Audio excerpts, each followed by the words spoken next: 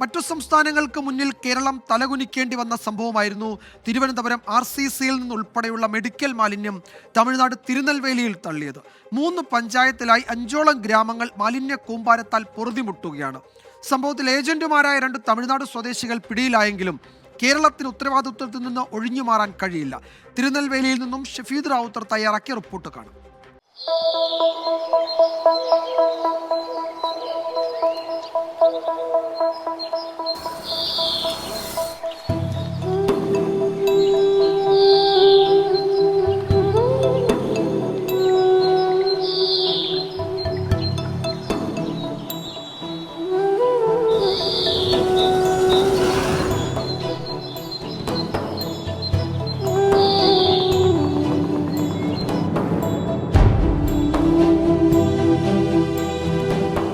കേരള അതിർത്തിയിൽ നിന്നും 125 കിലോമീറ്റർ ഇപ്പുറമുള്ള തമിഴ്നാട്ടിലെ തിരുനെൽവേലി. ഇവിടുത്തെ ഉൾഗ്രാമങ്ങളിൽ എങ്ങനെയാണ് തിരുവനന്തപുരത്തെ ആശുപത്രികളിലെ മെഡിക്കൽ വേസ്റ്റുകൾ എത്തിയത്?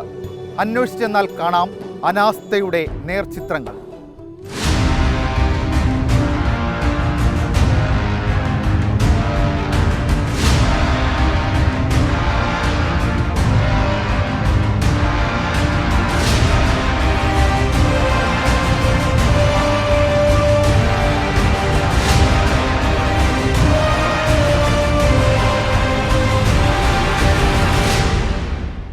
ഇതാണ് നടുക്കല്ലൂർ കൊടകനല്ലൂർ ഗ്രാമങ്ങൾ.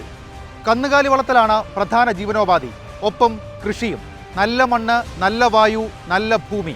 സ്വൈര്യമായി ജീവിച്ചിരുന്ന 3 ഗ്രാമങ്ങൾ ഈ മാലിന്യ കൂമ്പാരങ്ങൾ കാരണം ഇപ്പോൾ അസ്വസ്ഥതയിലാണ്.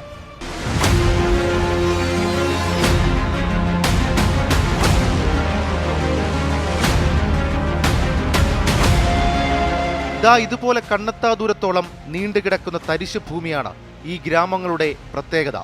ഗ്രാമങ്ങൾക്ക് ചുറ്റും ഇങ്ങനെയുള്ള തരിശു ഭൂമികൾ. ഒരൊറ്റ മാസം കൊണ്ടാണ് ഇതുപോലെ മാലിന്യ കൂമ്പാരങ്ങൾ പ്രത്യക്ഷപ്പെട്ടു തുടങ്ങിയത്. കല്ലൂർ, പളവൂർ, കൊണ്ടാനഗരം പഞ്ചായത്തുകളിൽ മാത്രം 11ഓളം മാലിന്യ കൂമ്പാരങ്ങൾ.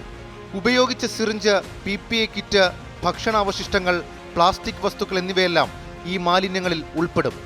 മാലിന്യങ്ങൾക്കിടയിൽ തിരുവനന്തപുരം RCCയിലെ രോഗികളുടെ സ്വകാര്യ വിവരങ്ങളടങ്ങിയ ചികിത്സാരേഖകളും കണ്ടെത്തിയതോടെയാണ് കൂടുതൽ വിവാദമായത്. നവംബർ, ഡിസംബർ മാസത്തിലെ ഡയറ്റ് പ്ലാനുകളും മാലിന്യ കൂമ്പാരത്തിലുണ്ടായിരുന്നു.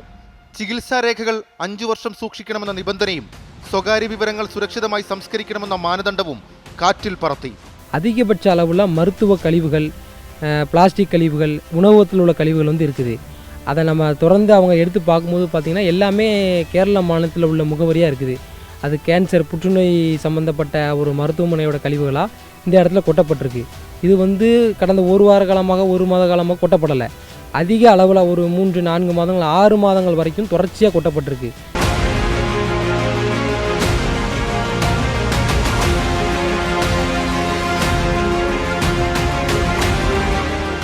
പഞ്ചായത്തുകളിലായി ഏതാണ്ട് 11ഓളം മാലിന്യ കൂമ്പാരങ്ങൾ. ആ മാലിന്യ കൂമ്പാരങ്ങളിൽ നിന്ന് ഇതുപോലെ ഇവിടുത്തെ പശുക്കളും, ആടുകളും, പോത്തുകളും, എരുമകളും മാലിന്യം ഭക്ഷിക്കുന്നു.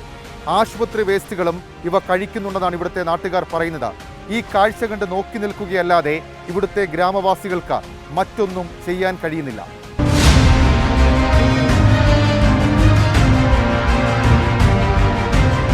அது ஒரு வாரத்தில் மாட்டுக்கு ஜீரணம் இல்லாமல் போயிடும், வயிறு வீங்கிரும்.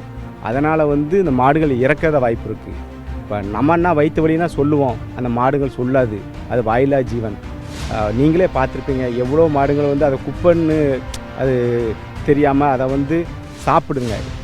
ഇക്കാണുന്ന ഒറ്റ ഫ്രെയിമിൽ മനസ്സിലാകും ഈ ഗ്രാമത്തോട് കാണിച്ച ക്രൂരത. അത് പകർച്ചവ്യാധി പെരുകും വിധം മാലിന്യങ്ങൾ നിക്ഷേപിച്ചു എന്നത് മാത്രമല്ല, എനിക്ക് പിന്നിൽ കാണുന്ന ആ കന്നുകാലികൾ ചുട്ടുപൊള്ളുന്ന വെയിലിൽ ഒരിറ്റ് വെള്ളം കുടിക്കാനെത്തുന്ന ജലസ്രോതസ്സിൽ ടൺ കണക്കിന് ആശുപത്രി മാലിന്യങ്ങൾ നിക്ഷേപിച്ചു എന്നുള്ളതാണ്.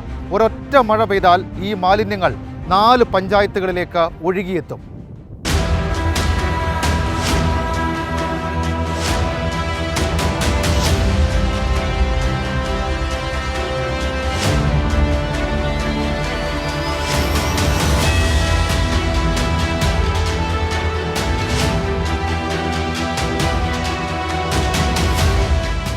മാലിന്യ സംസ്കരണത്തിൽ ചട്ടങ്ങൾ പാലിക്കുന്നതിൽ പിഴവില്ലെന്നും ബയോമാലിന്യങ്ങൾ പ്രോട്ടോകോൾ അനുസരിച്ച് സംസ്കരിക്കുകയാണ് ചെയ്യുന്നതെന്നും വാർത്താക്കുറിപ്പിലൂടെ RCC വിശദീകരിച്ചിരുന്നു.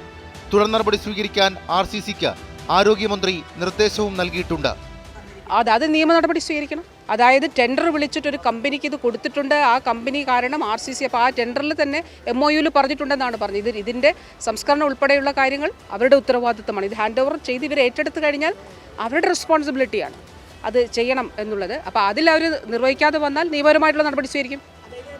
എന്നാൽ കേരളത്തിൽ നിന്ന് പാറയും മണലും എടുക്കാൻ വരുന്ന ലോറികൾ മാലിന്യങ്ങൾ കൊണ്ടുവന്ന് തള്ളുന്നുവെന്ന് പ്രദേശവാസികൾ കുറ്റപ്പെടുത്തുന്നു. கேரளாவில் வர்ற பெரிய பெரிய லாரிகளில் இந்த குப்பையை கொட்டிட்டு இங்கேருந்து எம்சண்டு ஜல்லி கல் இதெல்லாம் ஏற்றிக்கிட்டு போகிறாங்க. அந்த வண்டி அங்கேருந்து வர்ற வண்டியில் தான் அதை இந்த வேஸ்ட்டை கொண்டு வந்து தட்டிட்டு அதுக்கு பதிலாக அவங்க ரிட்டர்ன் கேரளாவுக்கு இதை கொண்டு போகிறாங்க.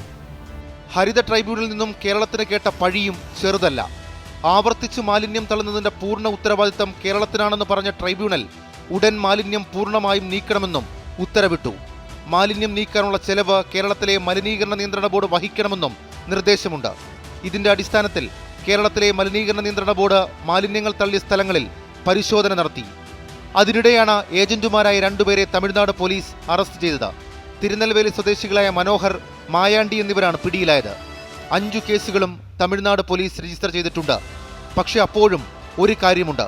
മാലിന്യം തള്ളലിനെക്കുറിച്ചും സ്വകാര്യ ഏജൻസികളെ നിരീക്ഷിക്കണമെന്നും അംഗീകൃത സംസ്കരണ ഏജൻസിയായ ഇമേജ് പലവട്ടം നൽകിയ മുന്നറിയിപ്പുകൾ ആശുപത്രികളും പൊല്യൂഷൻ കൺട്രോൾ ബോർഡും അവഗണിച്ചു. ഹരിത ട്രൈബ്യൂണലിന്റെ ഉത്തരവിന്റെ അടിസ്ഥാനത്തിൽ 23-ന് മാലിന്യം നീക്കം ചെയ്യുന്നതിൽ കേരളം തീരുമാനമെടുക്കും. അയൽ സംസ്ഥാനക്കാരന്റെ കണ്ണിൽപ്പെടാതെ തലയിൽ മുണ്ടിട്ട് നടക്കേണ്ട അവസ്ഥയാണ് ഇപ്പോൾ മലയാളിക്ക്. ஒரு கேரள அரசு இதை ஒரு கடுமையான நடவடிக்கை எடுக்கும் பட்சத்தில் இனிமேல் வராமல் இருக்கும் அப்படிங்கிறதுல நம்ம அந்த நேரத்தில் நாங்கள் தெரியப்படுத்திக்கிறோம். நாங்கள் உங்களுக்கு எல்லாமே இங்கேருந்து நிறையா காய்கறிகள் எல்லாமே இங்கேருந்து நிறைய அத்தியாவசிய பொருள் அனுப்புகிறோம். ஆனால் நீங்கள் அங்கேருந்து இந்த வேஸ்ட்டு இந்த மாதிரி செயலில் செய்கிறது எங்களுக்கு ரொம்ப வருத்தமாக இருக்குது. இனிமேல் இப்படி நடக்காமல் நீங்கள் பார்த்துங்க. മാലിന്യമുക്ത കേരളം എന്ന നാഴികയ്ക്ക് 40 വട്ടം വീമ്പ് പറയുന്ന കേരള സർക്കാർ ഇക്കാഴ്ചയൊന്ന് കണ്ണു തുറന്ന് കാണണം. ഇതാണോ മാലിന്യമുക്ത മാതൃകയെന്ന് തമിഴ്നാട്ടുകാർ ചോദിച്ചു തുടങ്ങിയിട്ടുണ്ട്. ഇപ്പോഴേ വൈകാരികമായി 2 തട്ടിലുള്ള 2 സംസ്ഥാനങ്ങളുടെ മുറിവിൽ ഇനിയും മുളക് തേക്കരുത്.